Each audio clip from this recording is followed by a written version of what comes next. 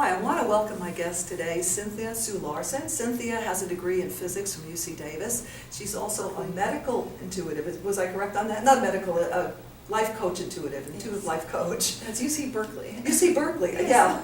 You know what, I worked in the Napa Valley, so I got UC Davis in my brain. That's where they train the UC Berkeley. You get a degree in physics, not in wine. Yes. Yes, and you, I'm really interested about you being an intuitive life coach, but I'm also so fascinated with your new book, Quantum Jumps. That's right. Yeah, I love the name, and I love the cover too.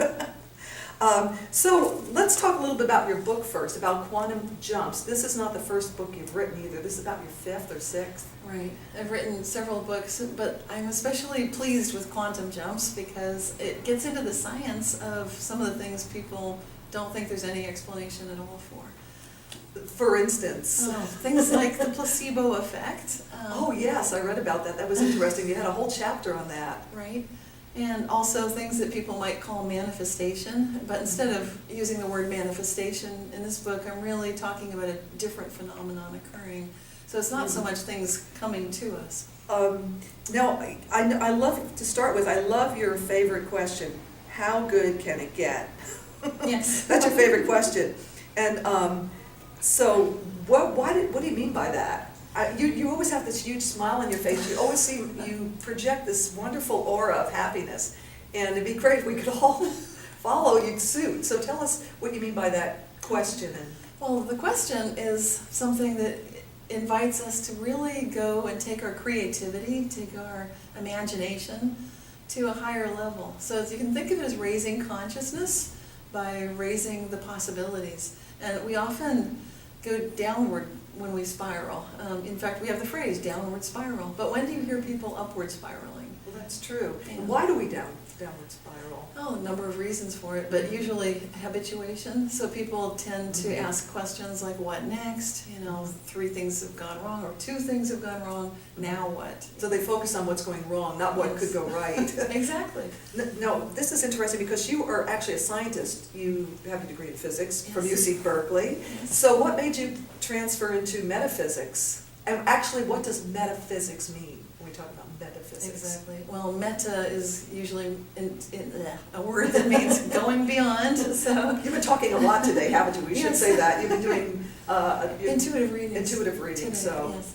okay. So meta is that whole thing of going beyond what you tend to think of as being something that we understand. When we study the fields of consciousness and reality, which is what I love the most, then we're really moving beyond the ordinary sense of physics as it tends to be confined and constrained by our own labels and our ability to understand what it's all about. So I like to open it up to just study the universe without the artificially imposed limits of our own assumptions and hypotheses. Of course, we always have assumptions. Right. But if you keep an open mind to the idea that there could be more than we currently understand, that's metaphysics. Where with physics, they come up with a hypothesis and then they do experiments to prove that hypothesis, so it is more constricted.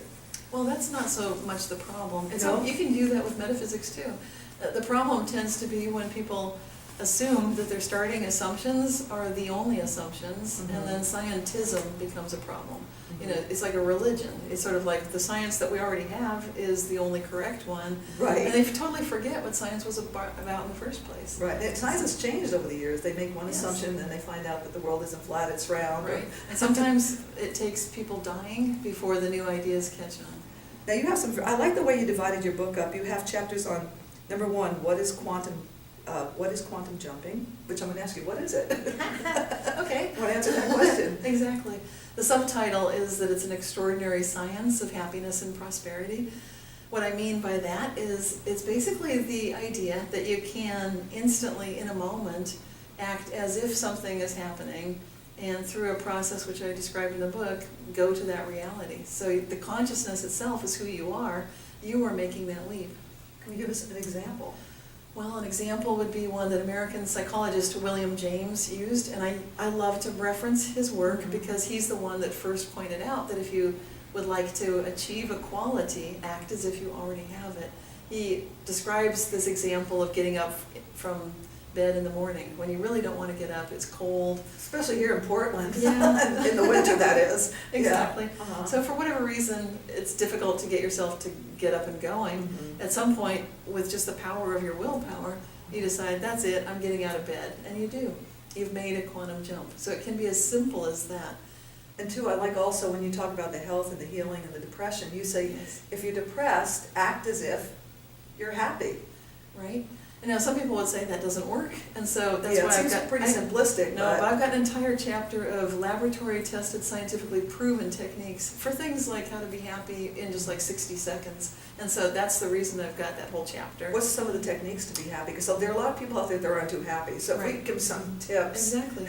Well, if you happen to have a pen or a pencil, you can put it in your mouth. And Okay, got one. Got one. Good, how do I So do you this? So you put it in your mouth, Uh-huh, and you can like do it. this. I'll talk. Yes. Mhm. Then you curl the corners of your mouth up. Mhm.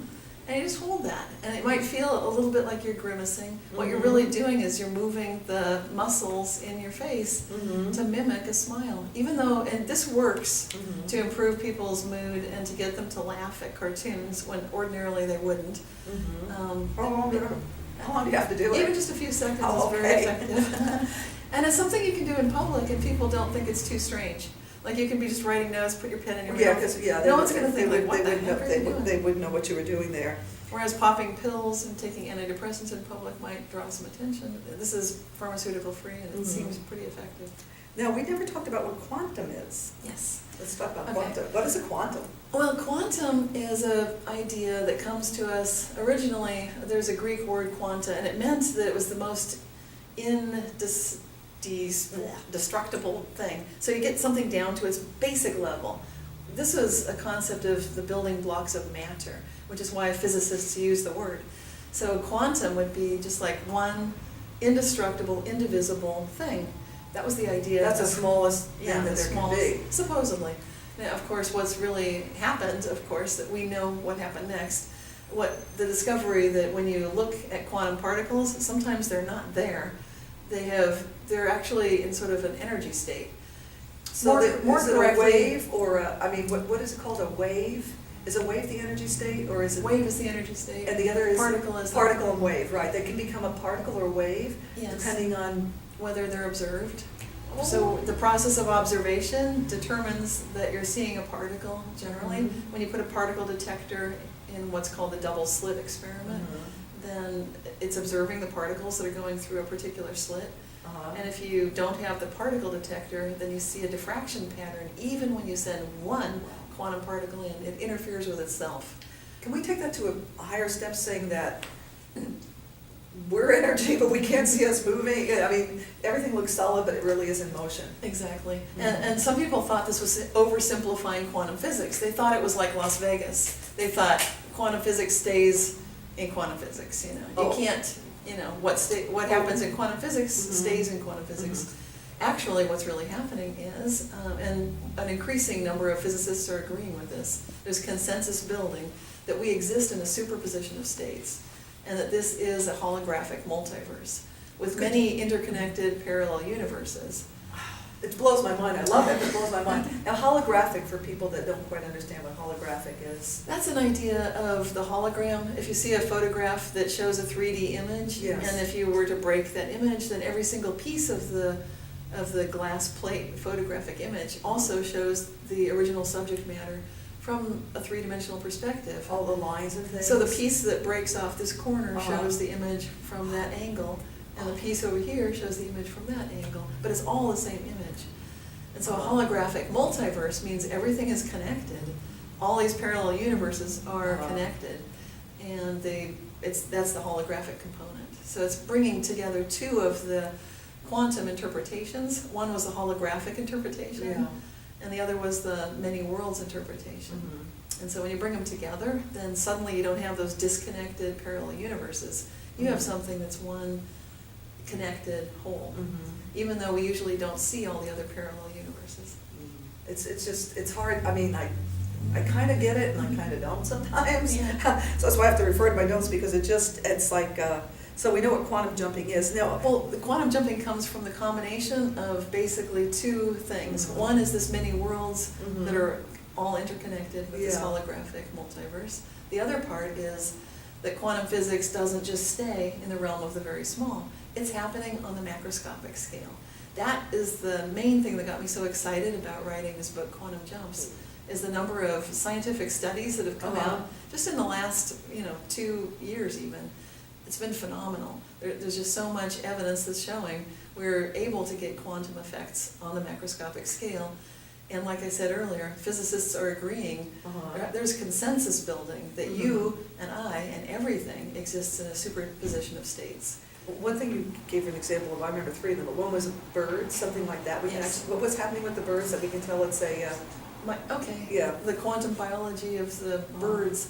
Okay, what's happening with birds, you're referring to the way that they can tell how to navigate. right. And so it appears that there's a quantum aspect to their navigational ability.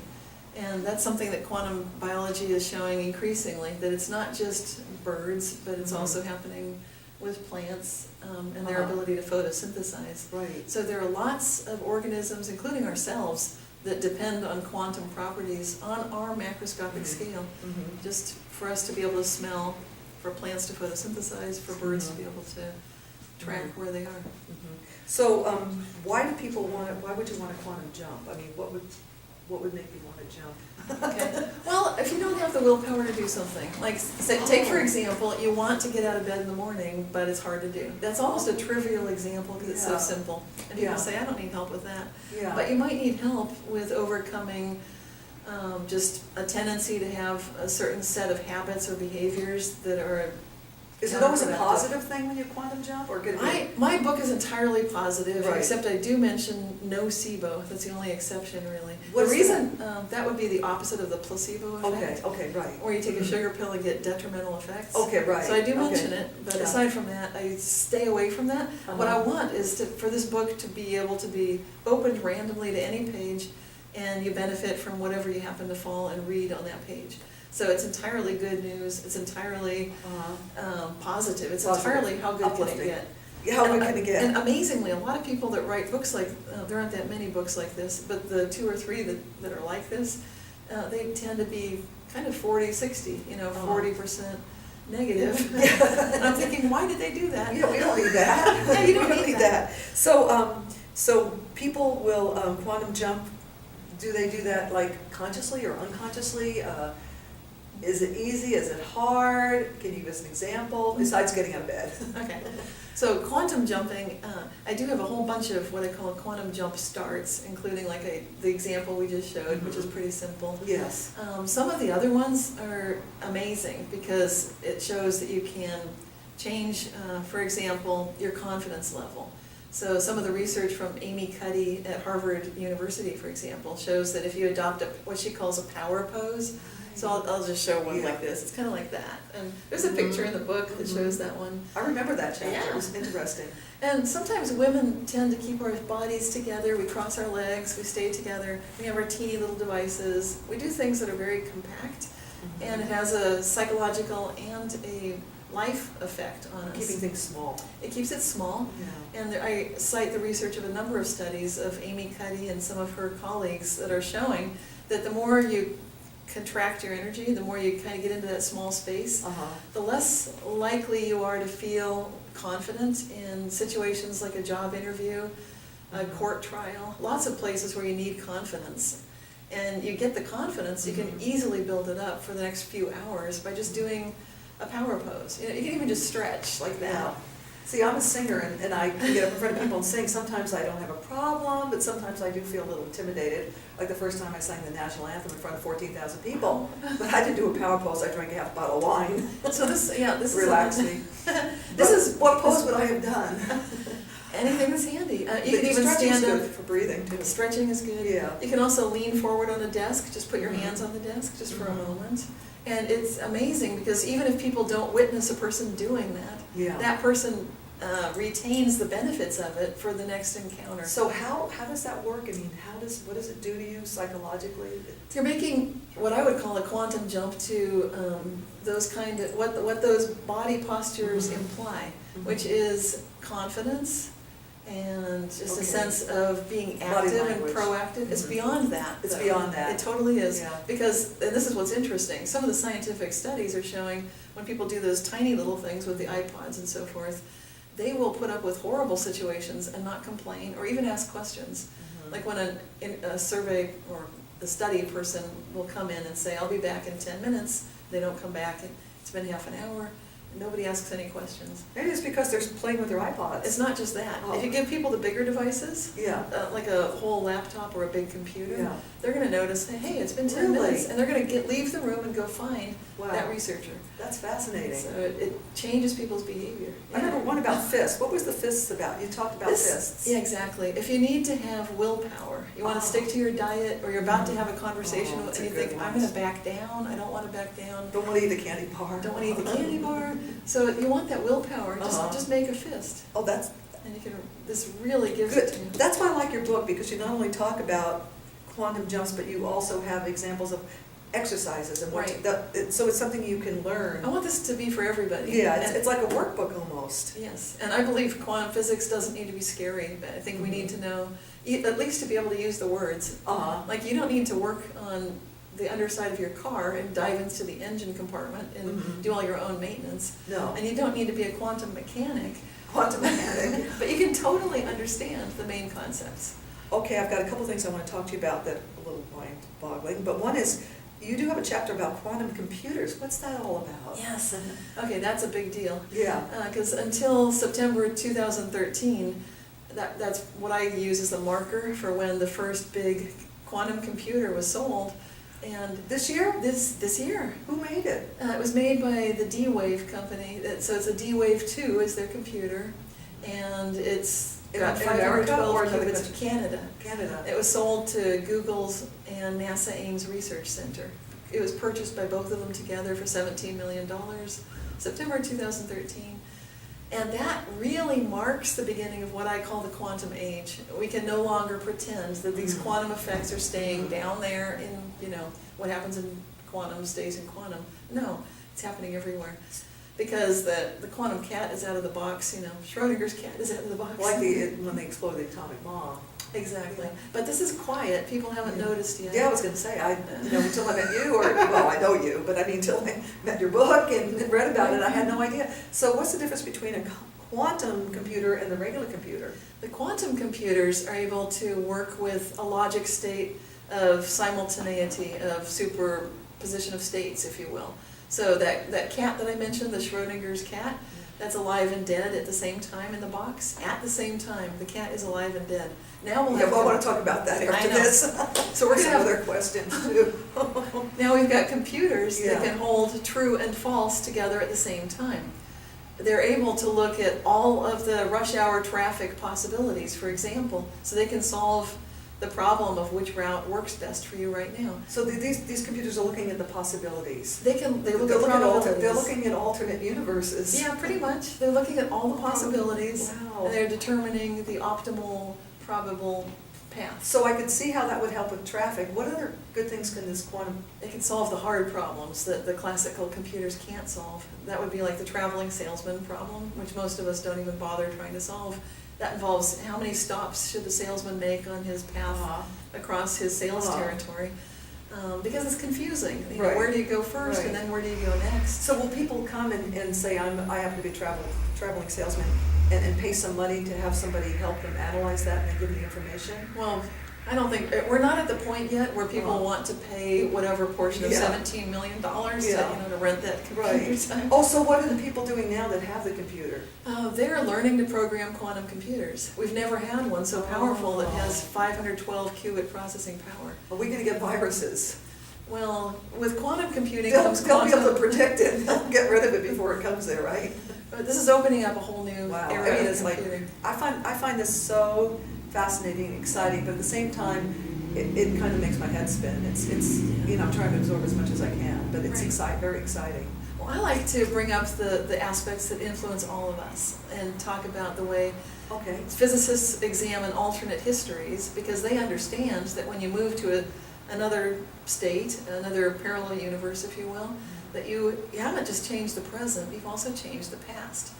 That was very interesting about you had one example, is this where you go where you heard that Mandela had died in prison, but yet then Yes. he's alive? Yes. Can you explain that? Can I explain it? I couldn't figure that one out. Right. Okay. Well, in that experience, some people reference the Mandela effect, and it's kind of one of those things. People are noticing, I thought he died, and it's not just one or two people. A whole bunch of people share that same memory.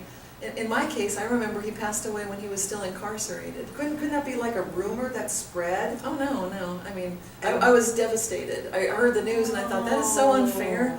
I was angry about it. I felt like, no. That was my whole reaction. Like, no, that's wrong. That's bad. I don't like it. Mm-hmm. And I didn't think anything more of it until I heard not only that he was alive, but he was, out of jail and he was doing amazing things. So And I was like, how what did you reconcile that in your head? Or did you? Well, you know that over the last 13, 14 years, I've had a website, Reality Shifters. Yes. I've been tracking stories like Yes. this one. And he's not the only alive again situation. But in many of these stories are real life accounts, and sometimes not well-known celebrities, but it would be someone's neighbor. People write to me and tell me, like, I can't believe it. This person I know, he passed away, or he was a friend of, sort of a distant friend of mine, but he's back. Yeah. We lost touch, but I can't believe it. I know he died, now he's alive. It's not a false report. It really is an alternate history. That's probably one of the most incredible reality shifts you hear about. What are some other ones that people might find interesting? Or mind-blowing. Mind-blowing, yeah, since we're in the mind-blowing If you area go to right the now. mind-blowing I have some more mind-blowing questions in just a minute. Okay, well, those for me would be the ones where people are about to experience a high-speed collision, like at freeway speeds with an oncoming 18-wheeler, truck. And they see it coming right at them. The next minute, it's as if it passed right through them. I had an experience, but not quite that strong, but I was, when I was living in California, and I had my little Volvo, and I got on the freeway, and I didn't hydroplane, Right. but it had just started raining, and it was like 11 o'clock, and if you know Highway 80, 11 a.m. in the morning, Yikes. there was not one car when I started turning around, not one car. And then shortly thereafter, I'm in there were 4 lanes, 1, 2, 3, 4. Right. I'm in the lane here closest to the lane, the slow lane, and I'm facing traffic, and I see a woman looking through a rear view because she's gonna have to stop or she's gonna hit me, and there was a big truck behind her. And I had to wait until I could actually turn around and get over. But to me, the miracle was that when I'm spinning around, and in my head I had a Volvo, so I didn't think I was gonna die, but I said, I'm gonna be hit. Yeah. And I could not believe that no one hit me. It was like, where are all the traffic? 11 a.m. on Highway 80 here in California, around the Napa Valley area, which is really a lot of traffic. Really busy. Yeah, so to me, I didn't go through anything, but to me that was pretty big reality shift. It is, yeah, very big one. I just felt it wasn't my time. Right. And so when you look at these possibilities, Yeah. and you just imagine, like, what if it's possible that when you bring that much energy to a situation, your consciousness is able to choose a reality? Oh, I never thought of it that way. This is why I ask, how good can it get? Because you train yourself to keep asking. Oh, I love that thought, that my consciousness, I really didn't want to get hurt. Exactly. But I did believe I was going to. Now, But sometimes that gives you just that push, because then you get that crunch of energy in your second chakra, like, I didn't panic. No, It was no. just like a slow motion, I'm gonna be hit. There's no cars. wow. Yeah, and then I did have something disappear that was very close to me, my St. Christopher pin, medal, and I was at the Y and had it in some pouch, and I even asked him, did you see it, did you see it? And this pouch is so little, you couldn't lose a dot in there, you'd find it. Yeah. I opened it up, a few hours later, there it is. I mean, like it came and it went, and I don't know why, except maybe it was saying, don't worry, you're safe, because St. Christopher, I used to be Catholic, was the patron saint of travel, so maybe it was just, I think I You even went out asked you about traveling. that. I think I